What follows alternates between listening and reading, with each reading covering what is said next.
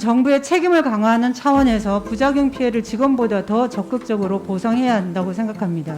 부작용 당사자와 그 가족 입장에서는 위험도가 100%입니다. 사망자 중에는 인과성이 인정된 경우가 하나도 없습니다. 부작용에 대한 지원이 전혀 이루어지지 않고 있다고 해도 무방할 정도고 정부가 책임을 다했다고 할 수 없겠죠. 네, 수고 많습니다. 부산 해운대을 출신 김미애 의원입니다.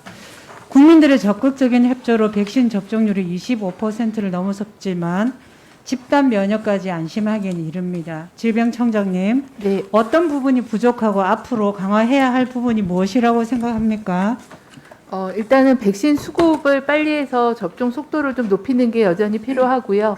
이상 반응에 대한 정확한 조사나 보상을 통해서 안전 접종을 하는 것도 중요하다고 생각합니다. 네, 맞습니다.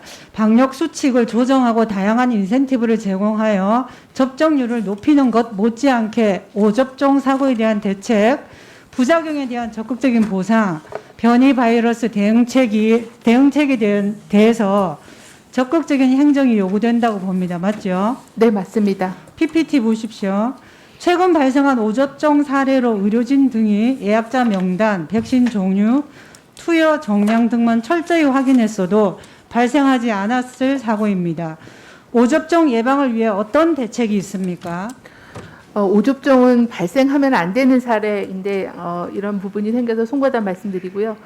접종을 하는 의료 인력들의 철저한 교육과 또 사전 네. 상호 점검 이런 부분이 필요해서 의료계하고 협력을 하도록 하겠습니다. 14일까지 오접종 사례가 총 105건이죠. 네, 맞습니다. 이 105건이 의료기관의 자체 점검이나 방역 당국의 감독으로 포착된 겁니까? 아니면 접종 당사자 등의 신고에 의한 겁니까?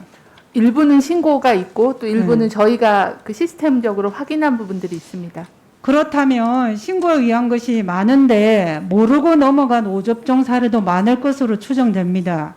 더 철저한 대책이 요구되겠죠. 현재는 모든 접종을 등록을 하도록 되어 있어서 어느 네. 정도는 시스템적으로 확인할 수 있는 부분인데요. 이런 네. 부분들은 계속 개선하도록 하겠습니다. 그다음 부작용에 대해서 질의하겠습니다. 하루에 70만 명 이상 접종이 이루어지고 있지만 다수가 부작용에 대한 불안감을 여전히 갖고 있고 일부는 이 우려 때문에 접종을 미루기도 합니다. 부작용 우려를 해소하기 위한 정부의 역할은 무엇이라고 봅니까? 일단은 예방하는 게 가장 중요할 거라고 생각해서 의료계하고 그 조기 발견, 조기 치료에 대한 노력을 하고 있고요. 발생했을 때는 신속하게 진단해서 조기 치료할 수 있게끔 하는 게 필요하겠습니다. 그 다음에는 적절한 보상 체계를 그렇죠. 잘 운영하는 게 필요합니다. 본 의원은 정부의 책임을 강화하는 차원에서 부작용 피해를 지금보다 더 적극적으로 보상해야 한다고 생각합니다. 게다가 코로나 백신은 짧은 기간에 개발되어 어떤 부작용이 있는지 잘 모르기 때문에 국민들이 너무 불안해하지 않도록 인과성을 지금보다 폭넓게 인정하여 보상 대상 범위를 확대할 필요가 있다고 보는데 어떻게 여기십니까?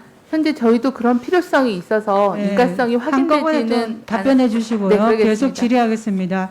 14일 기준 신고 당시 사망자 241건, 신고 후 사망자 82건, 합하여 323건을 포함한 중대한 이상 반응 2,403건 등 총 이상 반응 신고건은 47,000건입니다. 정부는 이상 반응 신고율이 미미한 수준이라고 하지만 부작용 당사자와 그 가족 입장에서는 위험도가 100%입니다.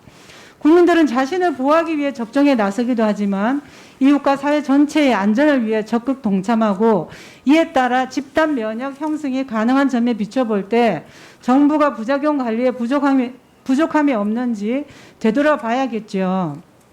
현재 중증 이상자 중에서 인과성이 인정되어 보상이 확정된 경우가 얼마나 됩니까?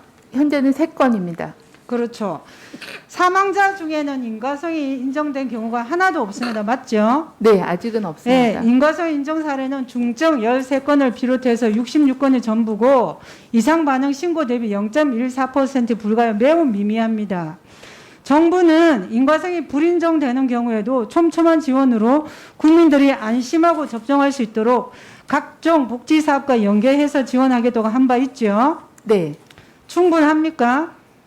현재는 경제적으로 어려운 부분이 있는 경우에는 제가 그러면 한 말씀드리고 볼게요. 그 다음에 좀 대답해 주세요.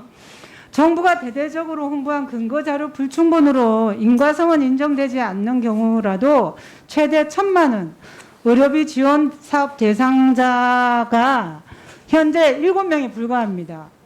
그 다음에 긴급 복지 지원 제도로 지원된 건은 5건에 불과하고, 그 다음 재난적 의료비 지원은 단 한 건의 신청조차도. 네, 제가 최근 통계는 아직 업데이트해서 갖고 있지는 못합니다. 같이 정부의 발표와 달리 부작용에 대한 지원이 전혀 이루어지지 않고 있다고 해도 무방할 정도고, 심하게 말하면 국민을 기망했다고도 저는 봅니다. 정부가 책임을 다했다고 할 수 없겠죠.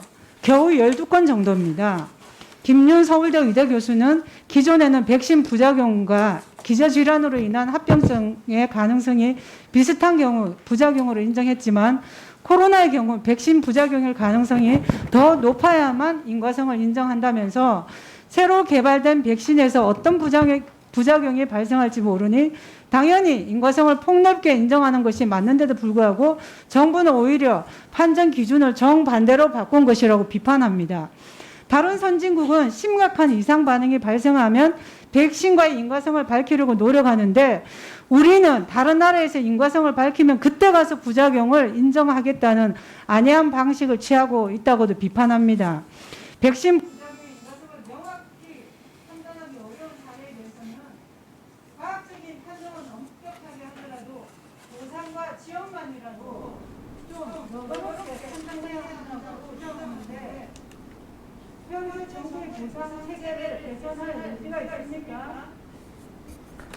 네, 현재 저희가 국민을 기망한다라고는 생각하지는 않습니다. 그 부분은 저희도 최대한 국민들을 보호하고 또 이상 반응에 대해서 객관적으로 조사하려고 노력을 하고 있습니다. 말씀하신 대로 코로나19 백신이 신규 백신이기 때문에 이상 반응에 대해서 우리나라뿐만이 아니라 전 세계가 감시와 조사를 진행하고 있습니다. 그래서 그런 정보들을 취합하고 또 말씀하신 대로 가능성이 있는 부분들은 열어놓고 이상 반응에 대한 조사나 보상 체계를 계속 보완하도록 그렇게 하겠습니다.